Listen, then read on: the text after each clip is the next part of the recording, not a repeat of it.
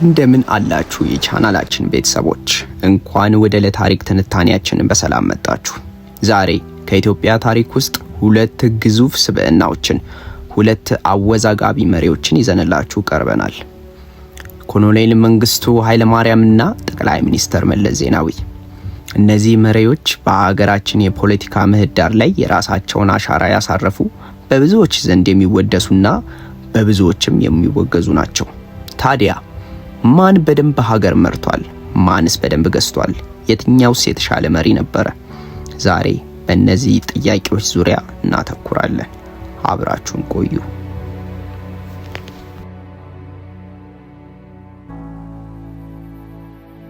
ኮሎኔል መንግስቱ ኃይለማርያም በኢትዮጵያ ታሪክ ከሶሻሊዝም ጎዳና ጋር ያጣመሩ መሪ ነበሩ። የስልጣን ዘመናቸው በ1974 የጀመረው በአብዮታዊ ማዕበል ተከትሎ የመጣ ነበር።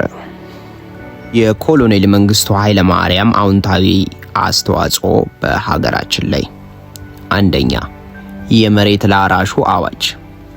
ይህ አዋጅ የብዙ ሚሊዮን ገበሬዎችን ህይወት ቀይሯል። የመሬት ባለቤትነትን ስርዓት በመቀየር የፊውዳል ስርዓትን ደምስሷል። ይህ በወቅቱ ለብዙዎች ተስፋ የሰጠ ትልቅ እርምጃ ነበር። ሁለተኛ የእኩልነት መርህ። የሶሻሊዝም ፍልስፍና በመከተል የብሔር ብሔረሰቦችን እኩልነት በንግግር ደረጃ ያራምዱ ነበር። በህዝባዊ አገልግሎቶችም ተደራሽነት ላይም ትኩረት ሰጥተው ሰርተዋል። ሶስተኛ የመከላከያ ሰራዊት ግንባታ።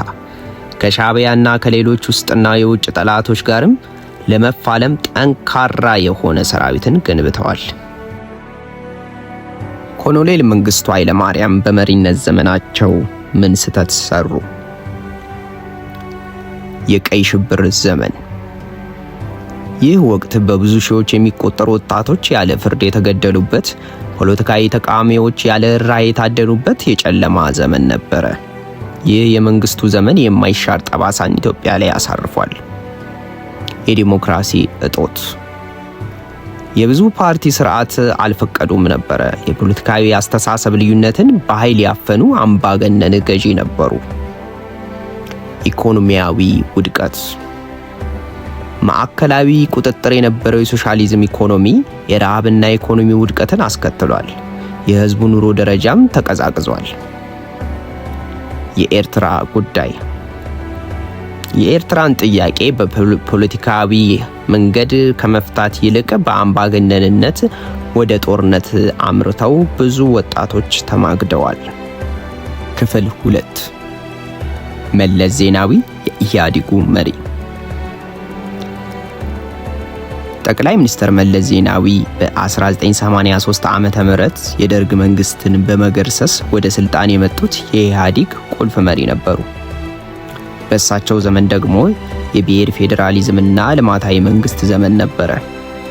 ጠቅላይ ሚኒስትር መለስ ዜናዊ በሀገራችን ላይ ምን አዎንታዊ አሻራን አሳረፉ? የብሔር ፌዴራሊዝም። የብሔር ብሔረሰቦች በራስ በመወሰን መብት እስከ መገንጠል ድረስ ባከበረ መልኩ የፌዴራል ስርዓትን መስርተዋል።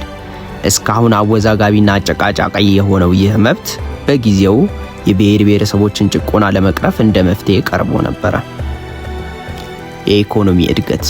ከደርግ ዘመን ውድቀት በኋላ በተወሰነ የኢኮኖሚ እድገት አስመዝግበዋል። የመሰረተ ልማትን፣ የግድብን፣ የአስፋልት ግንባታን፣ የተለያዩ መሰረተ ልማቶችን፣ የኃይል ማመንጫዎችን ጨምሮ ገንብተዋል። የውጭ ግንኙነት። ከአሜሪካና ምዕራባውያን ጋር ጥሩ ግንኙነት በመፍጠር ለኢትዮጵያ ዲፕሎማሲያዊ ጠቀሜታን አስገኝተዋል። የግል ዘርፍ ማበረታታት። ከደርግ የተለየ የግል ባለሀብቶችን ማበረታታት ጀመሩ። ጠቅላይ ሚኒስትር መለስ ዜናዊ በመሪነት ዘመናቸው ምን ስህተት ሰሩ? የዲሞክራሲ እጦትና ሰብአዊ መብት ረገጣ። መንግስታቸው የብዙ ፓርቲ ስርዓት ቢኖረውም በተቃዋሚዎች ላይ ከፍተኛ ጫናን ያደርግ ነበር። በ1997 ምርጫን ተከትሎ የተፈጠረው ግጭት የብዙዎች ህይወት የቀጠፈ ሲሆን የሰብአዊ መብት ጥሰትም ተፈጽሞ ነበር። የሐሳብን የመግለጽ ነጻነት ገደብ። የመገናኛ ብዙሃን ነጻነት በጣም የተገደበ ነበር። ጋዜጠኞች፣ የፖለቲከኛ ተንታኞች ላይ ትልቅ ጫና ይደረግ ነበር። የብሔር ፖለቲካ አሉታዊ ገጽታ።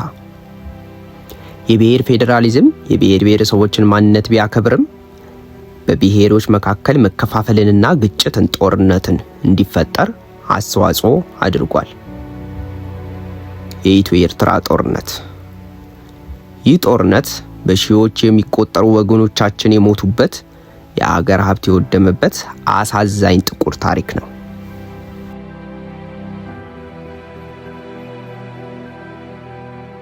ክፍል 3 ንጽጽር።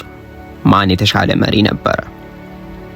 እንግዲህ የመንግስቱና የመለስ ስራዎችን፣ ስህተቶችን ከገመገምን በኋላ ወደ ወሳኙ ጥያቄ መጥተናል።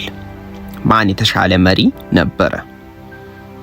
ማን የበለጠ አምባገነን ነበረ? ዲክቴተርሺፕ፣ አምባገነንነት። ሁለቱ መሪዎች አምባገነን ባህሪያት ነበሯቸው። መንግስቱ ግልጽ የሆነ ወታደራዊ አምባገነንነትን ተከትሎ ሲሆን መለስ ደግሞ ልማታዊ አምባገነንነት የሚባል ፖለቲካ ስርዓትን ተከትለው ያራምዱ ነበር። ሁለቱም የፖለቲካዊ ተቃዋሚ ኃይሎችን በኃይል ያፍኑ ነበር። መንግስቱ በጅምላ ግድያ የቀይ ሽብር ሰለባዎችን አስከትለዋል። መለስ ደግሞ በምርጫ ማግስት በተፈጠረው ቀውስ እና በሌሎች ጊዜያት ሰብአዊ መብት ጥሰቶችን አስከትለዋል። ራዕይ። መንግስቱ የሶሻሊስት ኢትዮጵያን እኩልነትን ራዕይ ነበራቸው። መለስ ደግሞ የብሔር ፌዴራሊዝምና ኢኮኖሚያዊ ልማት ራዕይ ይዘው ተነስተው ነበር። ትሩፋቶች። መንግስቱ ትልቁ ትሩፋት የመሬት ላራሽ አዋጅ ሲሆን የመለስ ደግሞ የፌዴራል ስርዓትን መዘርጋት እና ኢኮኖሚያዊ ማዕከላዊ ቁጥጥር ወደ ገበያ ተኮር ማሸጋገር የመጀመሪያው ሊሆን ይችላል። ስህተቶች። የመንግስቱ ትልቁ ስህተት የቀይ ሽብርና ኢኮኖሚያዊ ውድቀት ሲሆን የመለስ ደግሞ የዲሞክራሲ እጦት፣ የሰብአዊ መብት ጥሰት እና የብሔር ፖለቲካዊ አሉታዊ ተጽዕኖ ናቸው። ታዲያ ማን የተሻለ መሪ ነበረ? ይህ ጥያቄ ለብዙዎች የተለያየ መልስ አለው። አንዳንዶች የመንግስቱን አገር ወዳድነት፣ መሬት ላራሹን ያደንቃሉ። ሌሎች ደግሞ የቀይ ሽብርንና ረሃብን አስታውሰው ይወቅሳሉ። አንዳንዶች የመለስን የኢኮኖሚያዊ እድገት፣ የብሔር እኩልነት ትግል ሲያመሰግኑ፣ ሌሎች ደግሞ የዲሞክራሲ እጦትና የብሔር ፖለቲካ አሉታዊ ጎኖችን ይጠቅሳሉ። ምናልባት ሁለቱም የራሳቸው ጥንካሬና ድክመት የነበራቸው ውስብስብ መሪ ነበሩ። አንዳንዱ መሪ በዘመኑ የነበሩትን ፈተናዎችና ፖለቲካዊ ሁኔታዎችን የራሱን ጥንካሬና ድክመት ውህደት ይዞ ተጋፍጧል። ክፍል 4 መደምደሚያ። ወገኖቼ ከነዚህ ሁለት መሪዎች ታሪክ የምንማረው ትልቅ ነገር ቢኖር በኃይል ላይ የተመሰረተ አስተዳደር ዘላቂ ሰላምና ብልጽግናን እንደማያመጣ ነው። አንዳንዱ መሪ ከኋላ ያየናቸውን ትሩፋቶችና ስህተቶች አሉት። ታዲያ ከዚህ ሁሉ ምን ትምህርት እንውሰድ? የታሪክ እይታ። የወደፊቷን ኢትዮጵያ ለመገንባት የምንፈልግ ከሆነ ያለፉትን ስህተቶች መርሳት ሳይሆን ከነሱ መማር አለብን። በመከባበር በመደማመጥና የጋራ ሴቶቻችንን በማጎልበት ባህል ሊኖረን ግድ ይላል። የብሔር፣ የሃይማኖት፣ የጾታ ወይንም የፖለቲካ አመለካከት ሳይለየን ኢትዮጵያዊነትን በሚያለመልም መልኩ መስራት ይገባናል። እርግጥ ነው እንለያያለን። ነገር ግን ልዩነቶቻችን ከአጨፋፈር፣ ካለባበስ፣ ካመጋገብ፣ ከቋንቋ የዘለለ እንዳልሆነ በመረዳት ኢትዮጵያ ሀገራችን የጋራ ቤታችን እንደሆነች በመገንዘብ በትልቁ የአዳም ልጆች የሰው ዘር እንደሆንን በማስታወስ የጎደለውን በመሙላት የተበላሸውን በመጠገን የተጣመመውን በማቃናት የሁላችንም ታሪካዊ ኃላፊነት ዛሬ ይጀምራል። ታሪክን በቅጡ ተረድተን ከስህተቶቻችን ተምረን በይቅርታና በአብሮነት መንፈስ ለሁሉም የምትሆን ኢትዮጵያን እንገንባ። የልዩነት ድምጾች፣ የቂም በቀል ድምጾች፣ የታሪክ ጥያቄዎች ታፍነው ሳይሆን ተሰምተው የውይይት መድረክ ተከፍቶላቸው ለጋራ በእድገት በፍቅር የምንሰራባት ሰላማዊቷ ኢትዮጵያ አሁን መስራት እንችላለን። ለዛሬ የያዝነው ትንታኔ ይህን ይመስል ነበር። ለእናንተ ምርጡ መሪ ማን ነው? የእናንተን አስተያየት በአክብሮት እንቀበላለን። በኮሜንት ስር ሐሳባችሁን ያካፍሉን። የቻናላችን አዲስ ከሆናችሁ ሰብስክራይብ በማድረግ የቤተሰባችን አባል ይሁኑ። በሚቀጥለው ፕሮግራም እስክንገናኝ በሰላም ቆዩልን እያልን ቀጣይ እንደናናጻጽርላችሁ የምትፈልጉት መሪ ካለ ኮሜንት ስር አስቀምጡልን። ሰው እንኳን ከታሪክ ከትል ይማራል እያልን ቸር ሰንብቱ፣ ሰላም ቆዩ እንላችኋለን።